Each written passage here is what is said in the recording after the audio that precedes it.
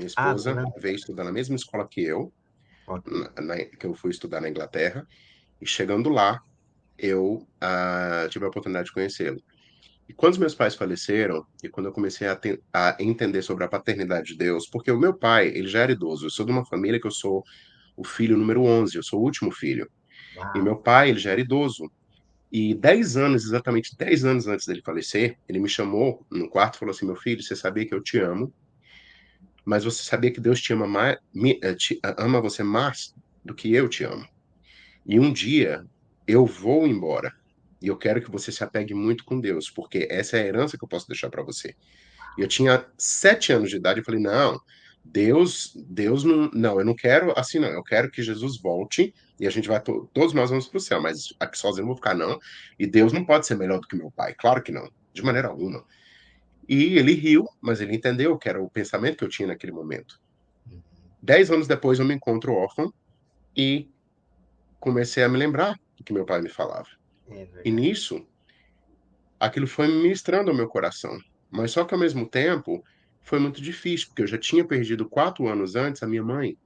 Então eu tinha passado por um processo muito difícil de ver a minha própria mãe morrendo na minha frente, a ambulância não chegando. Então eu tive um trauma muito grande, como um menino de 13 anos. E de repente, 17 anos agora, eu me encontro numa casa de 4 quartos sozinho, e todos os meus irmãos casados nas suas casas, e eu tendo que viver a vida, né. Não foi fácil, eu me bloqueei muito, mas ao mesmo tempo, em toda essa situação, eu comecei a entender algo que eu jamais tinha entendido antes, porque para mim, eu cresci aprendendo que Deus é bom, porque ele deu Jesus na cruz. Mas, mais do que isso, eu não conseguia crer como que Deus é bom. E eu fui num culto dos jovens da minha igreja, e lá, eu estava, claro, com 17 anos pensando: eu acho que o meu problema é porque eu não tenho uma namorada. Se eu tiver uma namorada, tá tudo resolvido, né". E nisso, eu me lembro que tinha um pregador visitando, ele foi ministrar e começou a falar: "Olha, eu sei que vocês estão pensando em namoro, mas eu vim falar para vocês sobre casamento". E eu pensei: "Ué, esse homem tá lendo minha memória agora, o que que é isso, gente?", né. E ele começou a falar de casamento e falando que tem que fazer uma lista, eu falei: "Ah, meu Deus, esse negócio de menininha, listinha, escrever no calendário, meu querido diário", eu falei: "Não gosto desse negócio, né, não nasci pra isso". Eu acho que isso é coisa de menininha, não é de homem. Mas só que uma coisa ele falou que na hora não me abençoou, mas me irritou, que ele falou assim: "E sabe por que que Deus quer que você pense no seu futuro? Porque Deus é bom". E quando ele falou isso, eu falei: "Epa, pá, Deus é bom não. Não, ele é bom porque ele deu Jesus, entregou Jesus, a gente tem salvação, mas fora isso, nossa, Deus é ruim demais, ele deixa a gente sofrendo aqui, pobre sofrendo, sem nada, sabe". E eu ainda estava numa situação um pouco melhor, porque eu tinha 2 salários mínimos, porque eu fiquei como órfão, tinha uma casa que não pagava aluguel. Mas mesmo assim, para mim, eu olhava ao meu redor, era todo mundo passando necessidade. Então como é que Deus é tão bom desse jeito, né. E nisso, eu fui naquele dia para casa pensando: "Quer saber, eu vou fazer essa lista". Mas eu vou fazer essa lista só para mostrar o tanto que Deus é ruim, que eu sei que ele não vai cumprir. Olha. Porque primeiro, como é que Deus pode ser tão bom, tão bom, tão bom e deixar órfão, um menino onde os pais trabalhavam e serviam a ele. Meu pai, não sei se você lembra, mas tem uma igreja no Brasil chamada Igreja O Brasil para Cristo, que Brasil era pra bem conhecida no passado. Meu pai era um dos pioneiros ali em Brasília. Eles abriram várias igrejas no interior de Goiás e Minas, sabe, com enxada. Eles chegavam lá, abriam, pegavam a enxada, compravam o terreno, usavam a enxada, depois eles montavam um quartinho de oração e eles começavam os cultos 6 horas da manhã. E até hoje essas igrejas estão lá, sabe. Esse foi o trabalho que eu vi meu pai fazendo. Então eu falava: "Poxa, esse homem é um homem que serve a Deus com de todo o coração". O homem levantava 4, 5 da manhã, o joelho dele e essa parte que é cotovelo, eu acho que fala em português? Cotovelo? Isso cotovelo, aqui? cotovelo. Isso. Era marcado de tanto o homem orar. Agora o homem foi para a glória, o filho dele órfão ficou dessa maneira, então como é que Deus pode ser bom?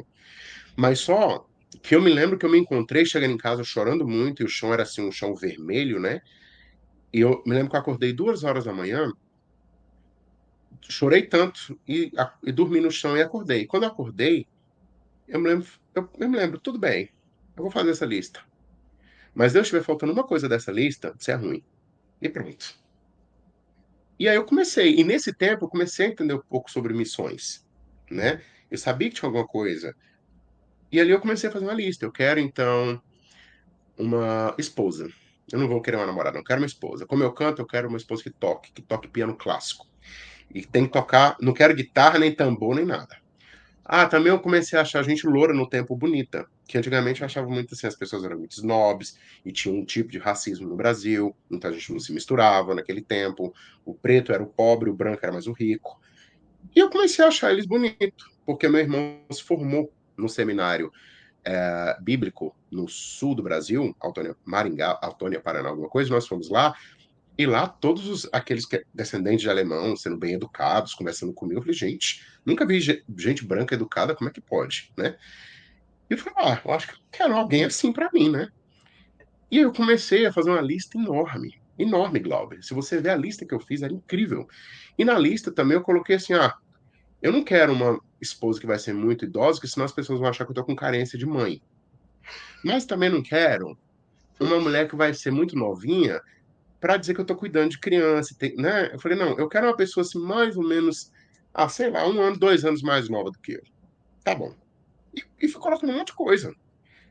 E aí o que acontece? A lista era grande. Falei, agora eu quero ver se esse Deus funciona mesmo.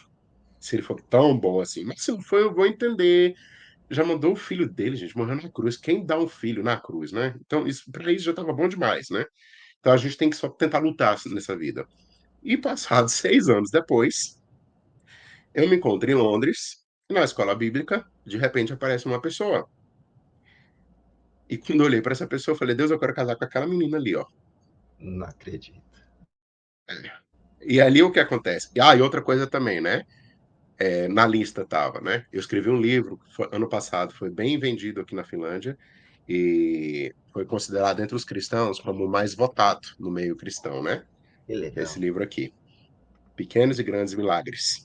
E esse livro conta muito da minha história. Ele está só em finlandês, mas nós estamos no futuro traduzindo para o inglês e para o português também. Esse livro conta muito sobre a minha história, né? E é uma coisa assim de realmente administrar os milagres, curas e a minha história do que aconteceu comigo também. E as pessoas riem muito disso. Porque eu colocava assim, Deus, ele é tão ruim que eu tenho até medo de falar aqui que eu quero que ele vai me dar o oposto, né? Eu quero uma mulher que seja, eu falei, uma mulher do fim do mundo, né? Os meus amigos brincavam, então você tem que ter alguém lá da Finlândia. Mas assim, Finlândia não significava que era do país. Para mim, Finlândia era como se fosse assim, qualquer fim do mundo. E aí, eu tinha uma lista enorme de coisas, né? E aí o que aconteceu? Quando eu encontrei minha esposa pela primeira vez, quando eu a vi pela primeira vez, eu fiquei maravilhado, que mulher linda, mas só que ao mesmo tempo, eu pensei, sei lá, vai que não é na lista toda, né? E eu já tava ficando desapontado, já tinha 6 anos que eu tinha feito essa lista. E as pessoas ficavam, você já tá ficando pra titio, você tá com 24 anos, né? Olha só as ideias, né? Porque meus amigos casavam com 20, 21 naquele tempo no Brasil. Então eu fui visitar o pessoal no Brasil, todo mundo olhando pra mim, você não casou ainda não, né? E quando eu comecei a conhecer minha esposa, tudo foi se encaixando. Ela é da Finlândia, e um dia eu descobri que ela tocava, e aí eu pensei, ela deve tocar teclado, né? Aí eu fui conversar com ela, me apresentar pela primeira vez, e descobri que ela, na verdade, tocava piano clássico. Eu falei, gente, mas não é possível, gente. E aí meu amigo olhou pra mim e falou, olha, mas só tem uma coisa, você tá com 24 anos, e ela com aquela carinha de novinha ali, eu acho que ela não vai ter do jeito que você tá falando, tudo bem. Conversando com ela depois, descobri, ela não tem nem 1 ano nem 2 anos, ela tem exatamente 1 ano e meio, sabe? Aí eu Olha, falei, não, ou isso é brincadeira de Deus, porque tá tudo na lista que eu pedi, tudo. Imagina, Glauber, tudo que você pede tá numa lista. Ou realmente é o diabo que quer acabar com a minha vida, né? Esse moleque é uma pistoleira, é vai acabar comigo no ministério, eu tenho que vigiar. E eu decidi orar 7 semanas. E ela não entendia nada, porque eu era super educado e tá lá achando, mas ele não vai falar nada comigo nem nada. E Deus também, ao mesmo tempo, falou com ela: escute a esse homem, ele é o seu esposo. E ela falou: o quê? Ela nunca tinha imaginação de Brasil, nem imaginava, nem estava na mente dela sobre isso, né? E 7 semanas depois, quando eu fui conversar com ela, ela entendeu que eu estava orando para ver se realmente era a vontade de Deus, que eu queria, acima de tudo, a vontade de Deus. E 2 semanas depois, ela veio e falou: sim, eu quero. Ele falou: "É rápido, né". E tem um pequeno detalhe, naquele tempo eu estava na Inglaterra, eu estava muito frustrado.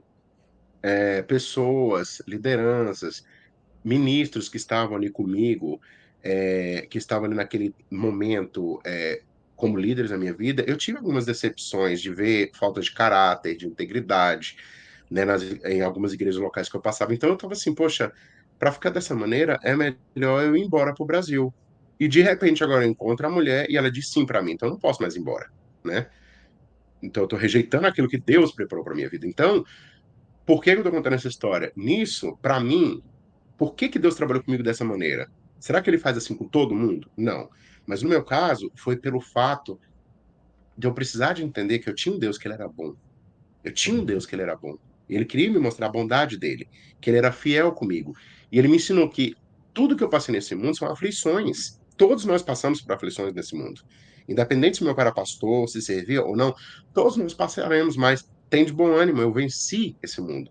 Então, nisso eu comecei a aprender a bondade de Deus, a paternidade de Deus. Eu comecei a agradecer a Deus naquele tempo. Poxa, louvo a Deus pela vida do meu pai, que me deixou esse legado. Ele não me deixou uma herança em dinheiro, mas ele me deixou um legado. Isso para mim foi muito importante. E hoje quem eu sou reflete muito naquele homem que eu pude infelizmente viver somente 17 anos da minha vida, mas me ensinou muita coisa.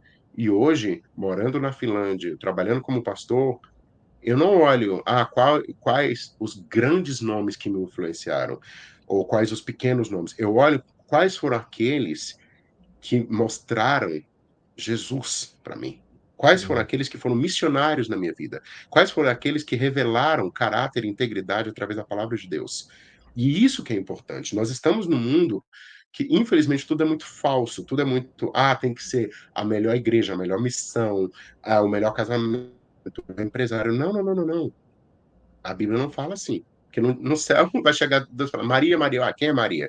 Maria mora naquela casa, não, mas ela era uma intercessora, ela ajudava com missões. Então, realmente quando você volta hoje para perceber o que que Deus pode fazer na vida de cada pessoa, né, você começa a entender, por exemplo, tudo isso que eu passei não foi para encontrar uma esposa, mas o meu Uhum. caráter foi formado e Deus trabalhou na minha vida até que eu cheguei a um tempo que eu não quis nem ir mais contra aquilo que o meu pai tinha ministrado na minha vida.